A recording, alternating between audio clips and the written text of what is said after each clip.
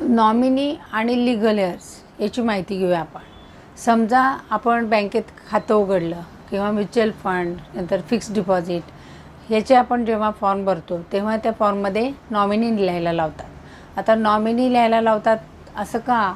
तर समजा त्या व्यक्तीचा मृत्यू झाला तर त्या खात्यातले पैसे कोण काढणार यासाठी तो नॉमिनी असतो. म्हणजे त्याच्या मृत्यूनंतर बँक त्या नॉमिनीला पैसे देऊ शकतं. म्हणून तो नॉमिनी त्या पैशाचा मालक झाला का? किंवा त्याला ते पैसे मिळतील का? तर याचं उत्तर आहे नाही. का? तर हिंदू सक्सेशन ॲक्ट 1956 प्रमाणे जी मृत व्यक्ती आहे तर त्याचे वारस म्हणजेच लीगल हेअर्स म्हणजेच उत्तराधिकारी यांना ते पैसे मिळतात. जर त्या मृत माणसाने किंवा ज्याचं खातं आहे त्यांनी मृत्यूपत्र केलेलं असेल तर त्या मृत्यूपत्रातल्या तरतुदीप्रमाणे पैशाचं वाटप होईल वारसांना. आणि जर मृत्यूपत्र केलं नसेल तर हिंदू सक्सेशन ॲक्टमध्ये शेड्यूलमध्ये क्लास 1 हेअर्स, क्लास 2 हेअर्स दिलेत, त्याच्या कॅटेगरीप्रमाणे ते पैसे मिळतात. तर नॉमिनीला हा त्या पैशाचा मालक नाही.